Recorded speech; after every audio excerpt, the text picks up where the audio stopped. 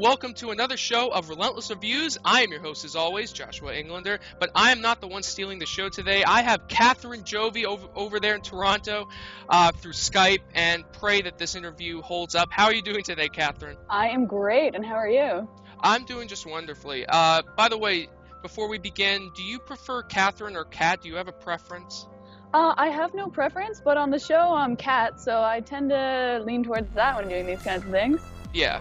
Well, fair enough. So, let's get started. Now, this is your easy question. So, what does 3KB mean to you right now? Obviously, I think it's been one of the biggest roller coasters you guys have had ever in your lives, considering your partnership with G2PO, considering how many viewers you guys have.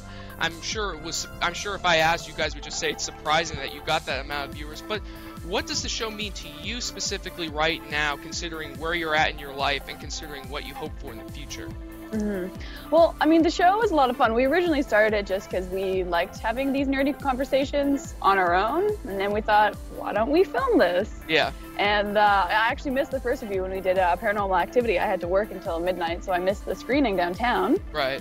But from then, we just kind of kept going, and then we got really lucky with that taking off. Phil DeFranco also took interest in us, which helped us get those viewers and whatnot.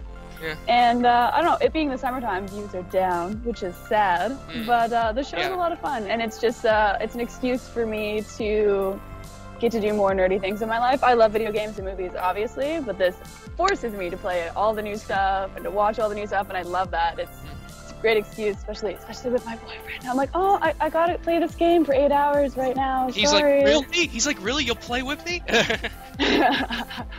Weirdly enough, the main guy is not that into video games. He does play, though. He is good. Really? The ones he does play, he's awesome at, but he's not a hardcore gamer. That's gotta be a plus. You know, like, that's what they always tell me. Why do you know, I don't know if you've watched any of my reviews. If you haven't, it's fine. But why, they always tell me you only get like 30-40 views usually per video. Why do you keep making them? And I always tell them because otherwise I'm going to be talking to my mother and she doesn't want to hear me for 2 hours straight. So well, I mean, and if you keep going, eventually views do compile. I mean, also doing collaborations is great too.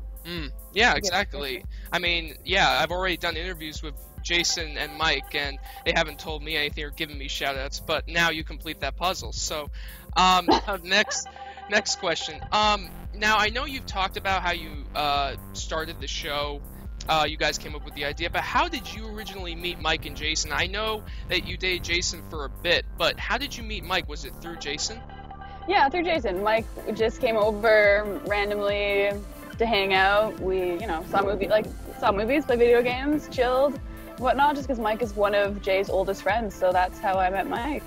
And Mike is so chillin'. He's hilarious, obviously, as anyone who watches 3KB can tell. Yeah. So he was always my favorite friend of Jay's. He was always up to go to whatever. He came to my birthday parties and stuff. Yeah, and every time Mike could tell good jokes and Jason couldn't, Jason always felt down after that, didn't he? Of course.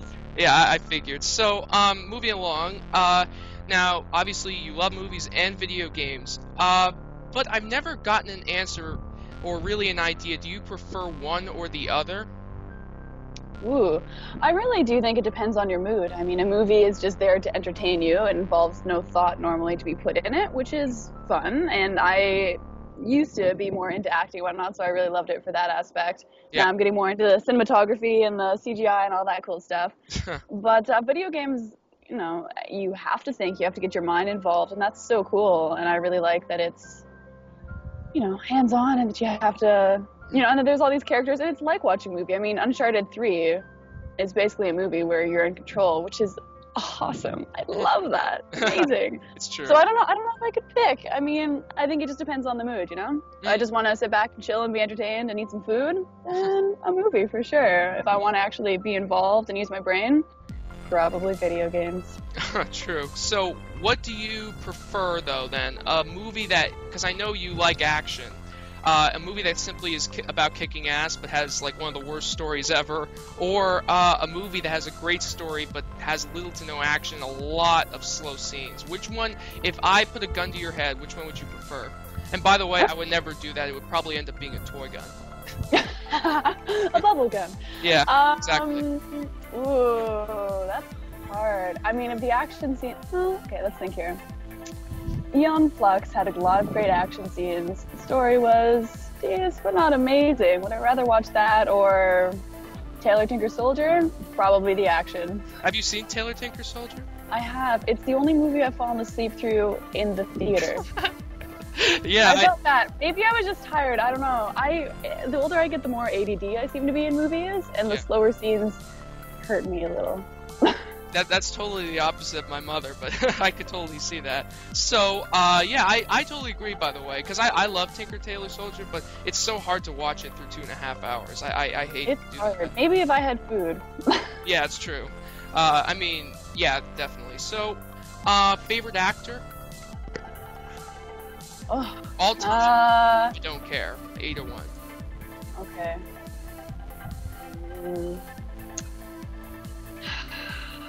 Edward Norton's amazing, and Joseph Gordon-Levitt probably. Oh, of course. Don't go on about that. You're gonna make me jealous. You know that. I used to be an actor, and man. So, favorite actress? Favorite actress? Natalie Portman is amazing in everything she's in, but I like Charlize Theron a lot. Although recently, I don't know. Really? Being in that Snow White movie, she was a little much. Yeah, but I thought she was great. I mean, just for what they gave her, she was great. She's great at Fair that enough. role. But yeah, I would totally agree. But now, is there an idol you look up to? It could be an actor or actress. I don't care. Any particular idols? Well, I definitely think that Meryl Streep is amazing. Streep is amazing at playing those character roles, and I definitely have respect to how she's such a chameleon. She blows my mind. She's ridiculous. But I used to really idolize Angelina Jolie because she did all these kick-ass girl movies, like Tomb Raider. That was so cool. But she's just so crazy. Yeah, it's true. Yeah, my friend's in love with her, but yeah, she is crazy. Now, any other interests besides movies and games? I know you love those two, but I mean, I talked with Mike about this. He said one of the things he found fascinating was how moronic over here in America some of the government is. Do you have any other interests that could be American or could be Canadian? I don't care. I mean, nothing like that. I'm surprised that Mike didn't talk about UFOs. He loves him some UFOs. He mentioned that, but you know, I think he's gone on a lot of detail about that, but you know. Fair enough. I don't know. I mean, no huge issues like government type things, but I mean, I'm very into photography and editing and things like that. I mean, I do a lot of that on the side because 3KB does not pay my bills. Oh, okay. Yeah, I mean, advertising and stuff like that is definitely a big interest of mine. I'm working on a portfolio actually currently. Oh. But yeah, I guess those are the music is a huge thing of mine. I don't know if you've ever watched Cat Chat, but I used to post tons of stuff about bands and music. Oh yeah, and I stalk your channel. I'm not a creeper. I'm totally a creeper, but I stalk your channel. Yeah, I've been slacking on that. I think I might pause again for the summer on Cat Chat. It's true, yeah. I mean, for example, I know that I know that you like Singing in the Rain, so because I saw it among your favorite videos, I was just like, oh, okay. Boom. That movie's so good. I watched it 2 weeks ago. Yeah. Oh, is that why? No. Oh, no. Shh, please, I grew up on that movie. But no, I watched it again, like for the 8th time. Oh, okay, yeah. Yeah, I mean, like, I don't know if you're like this, but every time I see a movie, it's particularly with a movie, but whenever I see something or do something and it's on my mind, I always want to go online and just find something about it, you know what I mean? Yeah, like, when you can't get it off your mind. It's like listening to a song you can't get out of your head. Yeah, except for something like Ghost Rider, but you know what I mean. There's YouTube video. Now it's YouTube video. Exactly, right. Now, I want to talk about 3KB again. Now, obviously the news bites thing has sort of become more of a factor into the show, sort of been creeping in more and more, just like myself, into your 3 lives. Now, why do you think that like News Bites is better than your reviews now? Like, because it seems like your reviews are almost getting, I mean, of course this has to do with YouTube too, but a lot of your News Bites are getting a lot of views while your reviews are kind of sort of on the shoulders. I mean, and then you have other people. Well, the News Bites I think are more exciting headlines. The tags in them are more exciting, and it's something that a ton of people aren't doing. Like, there are people obviously that do news. I mean, Phil DeFranco, for instance, does news. His news is hilarious. But I mean, doing just nerdy news like that and doing it every day like the boys do, I help out as well, but the boys are on it. Oh, the right. Boys. Right. Right, of course. And we always try to have snappy titles, you know. Nintendo sucks. There are things that people will go, what the hell? I have to click on this and find out what they're saying. And I think that's why those are doing a lot better than like our review of Spider-Man or whatever. Yeah. What's more fun though for you? Probably the real reviews. I mean, News Bites is fun in that we have to do it in one take, so there's that pressure, and we end up sometimes doing it 4 or 5 times, which is just ridiculous. But then we really have the flow. You can tell the ones that we've done it a couple of times. Of course, yeah. But I mean, that one's tricky because we really do it in one take, and that can be quite difficult sometimes. We tend to talk on top of each other a lot, and it's rough. Well, the reviews are easier because there's editing, but I'm sure Mike and Jay both prefer the others because there's no editing involved. Oh yeah, definitely. That's why, see, everyone tells me you should cut some of the stuff, even if you mess up a little bit, cut it out and make yourself look better. But I always, you know, because I'm an aspiring journalist, and I say that one take is what they want you to do, because you're not going to do that on live TV, although internet journalism is the future. But it's so interesting how so many people have such problems with that. Is it because you're just worried about screwing up all the time? I mean, I don't think we're worried about people seeing us screw up. We definitely do those bloopers and whatnot at the end. I think YouTubers love bloopers and find it hilarious to see us trip over our own words or say something ridiculous, etc.